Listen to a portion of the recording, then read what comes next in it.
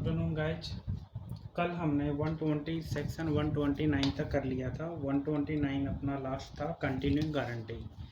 Continuing guarantee में क्या बताया था कि जैसे कोई ट्रांजैक्शन रिपीट कर देता हूँ, जैसे ए और बी के बीच में कॉन्ट्रैक्ट हुआ है गुड्स सप्लाई का, ठीक है, और ये जो कॉन्ट्रैक्ट हुआ है इसकी गारंटी देता है सी। सी बोलता है बी को कि he will pay up to 6 lakh and also time fixed 6 months if A dues for payment. Now suppose B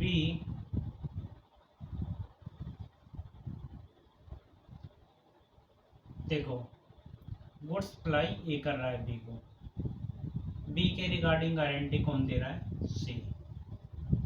अब सपोज ए ने मटेरियल सप्लाई कर दिया 7 lakhs का एंड सी को इन्फॉर्म नहीं किया।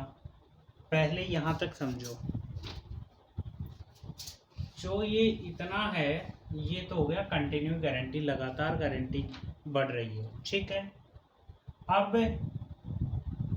ये मटेरियल 7 lakhs कर देता है, लिमिट है कितना? 6 lakh, but don't inform to C without the consent of C.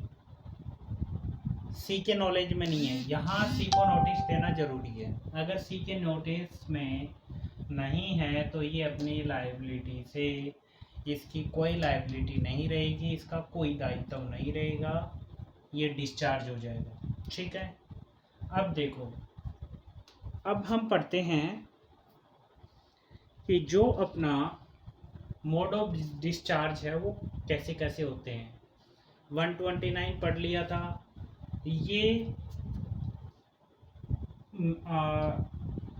Minimum words के अंदर कंप्लीट आपके लिए मैंने ज़्यादा से ज़्यादा मैटर कवर करने की कोशिश की है, ठीक है। देखो, बाय रिवोकेशन हो सकता है, मना कर देगा। बाय कंडक्ट ऑफ क्रेडिटर, ठीक है। क्रेडिटर क्या कहेगा? क्रेडिटर क्या करेगा? क्रेडिटर मना कर देगा, ठीक है। क्रेडिटर गुड्स लेने से मना कर देगा।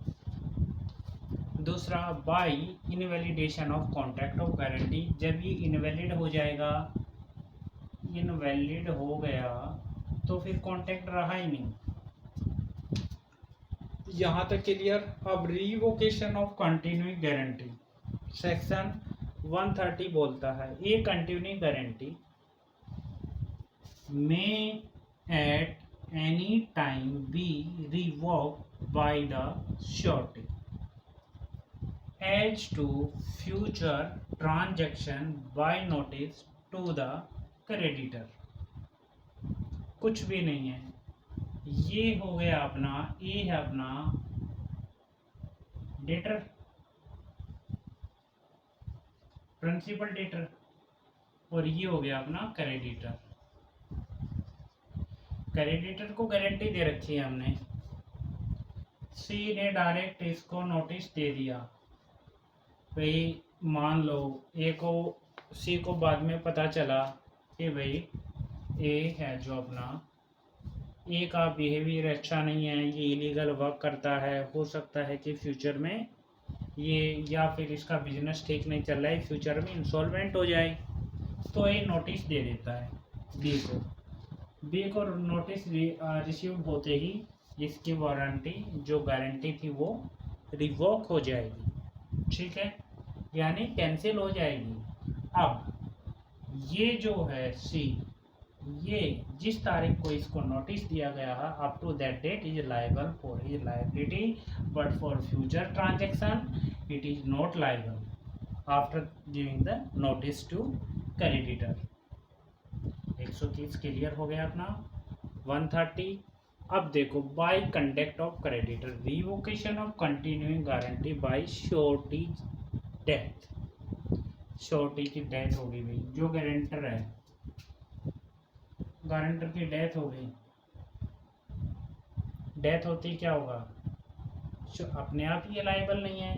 The death of the surety result into revocation of a continuing guarantee.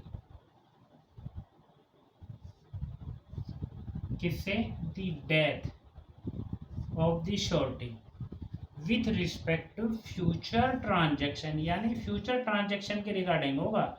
ऐसे नहीं है कि पहले इसने गारंटी दे दी थी, फिर बोल रहा है कि भाई अपन आगे पीछे नहीं, इसके ऐसा नहीं चलने वाला। जिस डेट को उसने नोटिस भेजा है, after that date he is not liable for future transaction. He means here, indicates here surety, Hindi में प्रतिभू बोलते हैं। However, shortage state remain liable for the past transaction have already take place। ठीक है, जो उसने पास्ट ट्रांजैक्शन किया है, जो पहले का ट्रांजैक्शन है, उसके लिए उसकी प्रॉपर्टी लाइबल होगी। यहाँ तक क्लियर। अब चलते हैं 132 पे। 132 की लैंग्वेज टिपिकल है, मैं आपको एक वर्ड में समझाऊंगा। लाइबिलिटी ऑफ टू पर्सन, देखो दो पर्सन है, ए बी सी, ठीक है। Liability of two person primarily liable not affect by arrangement between them that one shall be surety on other's default. 132 ये बोलता है, यानी कि पहले एग्जाम्पल से समझते हैं इसको। एग्जाम्पल है जैसे Salman and Shahrukh make a joint and several promissory note to Aamir. कौन कौन, सलमान और शाहरुख सेपरेट किया है, अलग अलग दोनों ने, आमिर से, ठीक है। कॉन्ट्रैक्ट क्या किया है, एक प्रोमिसरी नोट किया है। अब Salman makes it in fact as surety for Shahrukh, Salman ने इसे बनाया है as a surety for Shahrukh, यानी सलमान क्या हो गया, शाहरुख का श्योरिटी।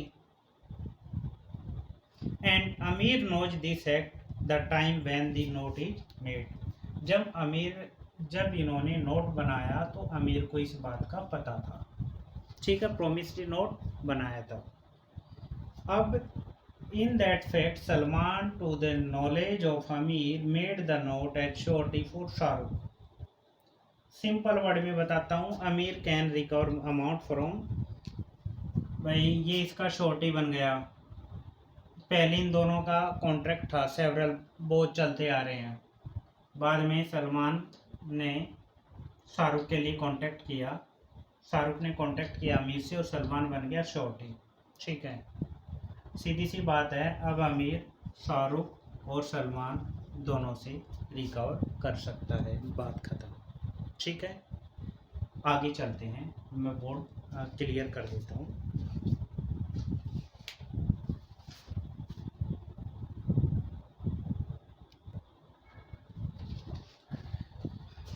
देखिए guys, discharge of surety title रहेगा अपना by conduct of the creditor, यानी क्रेडिटर के ऊपर चलेंगे अपन। पहला क्या है, discharge of surety by variation in term of contract, ठीक है। देखो ए और बी के बीच में कॉन्ट्रैक्ट है, ठीक है। सी है श्योरिटी, प्रिंसिपल डेटर क्रेडिटर, ठीक है। हुआ क्या कि बी ने सी को नोटिस दिए बगैर ए से कॉन्ट्रैक्ट में कुछ चेंज कर लिया टर्म्स में। जैसे इनका जो लोन लेने का रेट 6% था, बी ने 7% कर दिया, अब behalf of A C is not liable, यानी किसी भी तरह का चेंज, ये अपना सेक्शन 133 बोलता है।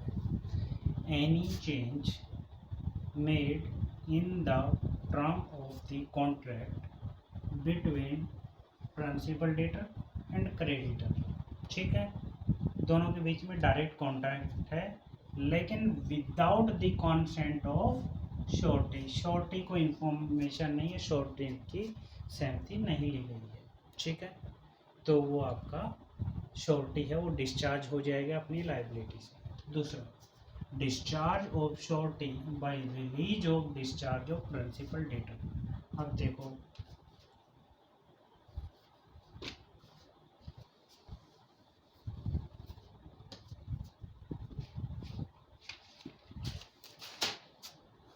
ए और बी के बीच में कॉन्ट्रैक्ट है,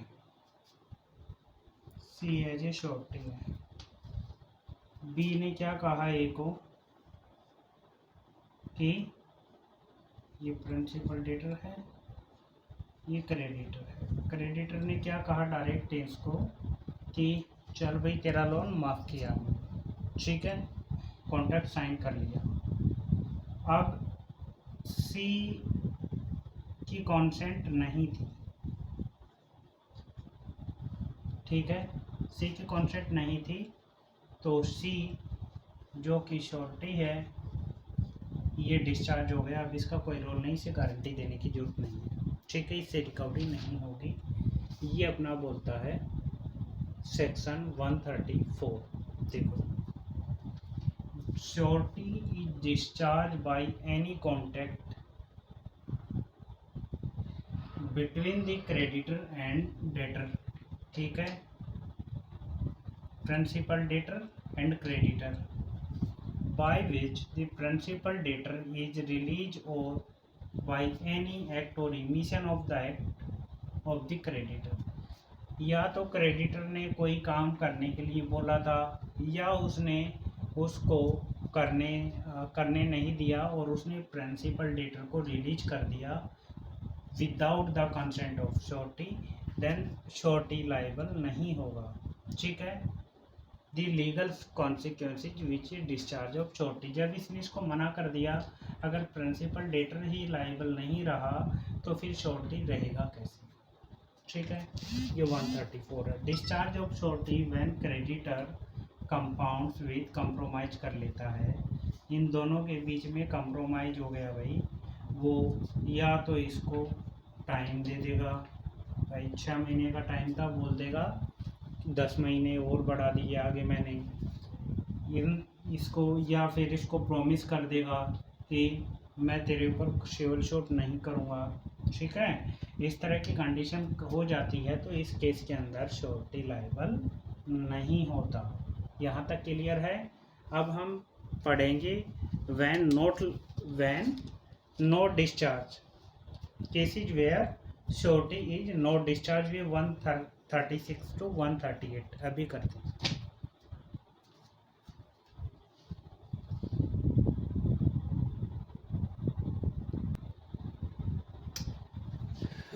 देखिए गाइस, अब कुछ एक ऐसे एक्ट हैं जिन से श्योरिटी डिस्चार्ज नहीं होगा, श्योरिटी की लाइबिलिटी ख़त्म नहीं होगी। सेक्शन 136 क्या बोलता है, surety not discharge when agreement made with third person due time to principal debtor, ठीक है। देखो, ए और बी के कॉन्टेक्ट में है और सी श्योरिटी है, ठीक है।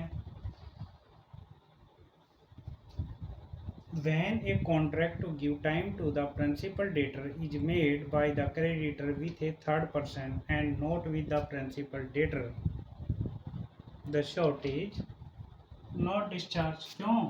उसने बी ने टाइम दिया है ए को, लेकिन इसकी बजाय उसने सी को कहा है कि वो इसको ज़्यादा टाइम देगा, सी को टाइम दिया है, ए को नहीं दिया, तो ये लाइबल होगा ही नहीं। Not with the principal debtor, ठीक है, कॉन्ट्रैक्ट किसके साथ किया है, टाइम देने का। अगर ए के साथ करता डायरेक्ट कॉन्ट्रैक्ट बी, तो ये श्योरिटी की लाइबिलिटी ख़त्म हो जाती, लेकिन उसने ए की बजाय थर्ड पर्सन डी से किया है, ठीक है, तो इनकी श्योरिटी जो श्योरिटी है वो लाइबल रहेगा, सीधी सी बात रहेगा। क्यों? क्योंकि थर्ड पर्सन से कांटेक्ट करने का इनका कोई मीनिंग ही नहीं है, ये किसी से और से भी तो कांटेक्ट कर सकता है। अब देखो, creditors forbearance delay to sue can not discharge surety. अब देखो, वो उसको कुछ छोटी मोटी छूट दे रहा है क्रेडिटर्स, किसको? प्रिंसिपल डेटर को। जैसे कुछ डिले हो गया तो उस डिले को माफ़ करके और माफ़ कर देता है, नोट टू शो उस पर डायरेक्ट मुकदमा नहीं करता है, तो इसका मतलब श्योरिटी डिस्चार्ज नहीं होगा, श्योरिटी लाइबल रहेगा।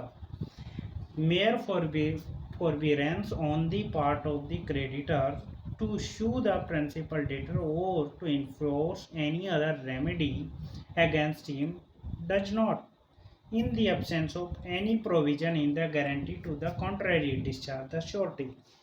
यानी कि जो कॉन्ट्रैक्ट है ना, उससे कॉन्ट्रेरी कंडीशन प्रोविजन है, वो कॉन्ट्रेरी नहीं है, यानी कि उसके विरोध में नहीं है, तो श्योरिटी डिस्चार्ज नहीं होगी। तीसरा 138 बोलता है release of one co surety does not discharge other.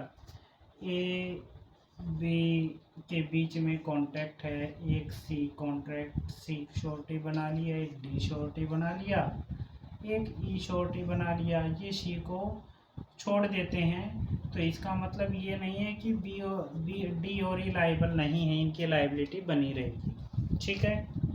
ये हमारे सेक्शन हो गए 138 तक। अब 139 में चलेगा अपना discharge of surety of creditors act और emission impairing sureties eventual remedies, ठीक है, ये हम कल करेंगे। Thank you.